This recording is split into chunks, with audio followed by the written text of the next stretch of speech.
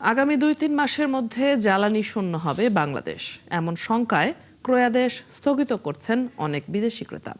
আর এ ক্রয়াদেশ ভারতে চলে যাচ্ছে বলেও দাবি করেন বাংলাদেশ চেম্বারের সভাপতি আনোয়ারুল আলম চৌধুরী।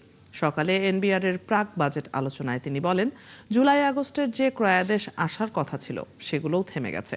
এমন বাস্তবতায় ব্যবসা আরও ক্ষতির মুখে পড়তে পারে।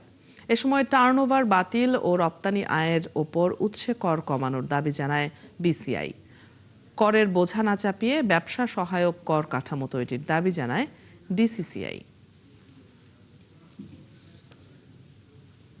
আমরা বলে আসতেছি আমাদের তেল নাই, আমাদের অমুক নাই, আমাদের গ্যাসের সমস্যা। কাস্টমাররা বাইরের ওরা কিন্তু এখন ভয় পাচ্ছে, ওরা এখন বলা শুরু করে দিয়েছে। আমি গত এক সপ্তাহে প্রায় 4টা বড় বড় কাস্টমারকে শুনলাম যে তোমার দেশে তো আর 2-3 মাস পরে তো তোমরা ইলেকট্রিসিটি থাকবে না, এবং তোমরা তো তোমাকে অর্ডার দিতে এখন আমাদের কিন্তু টপ ম্যানেজমেন্ট থেকে এখন না করা হচ্ছে, এবং এগুলি কিন্তু এখন ইন্ডিয়াতে দেওয়া শুরু করেছে।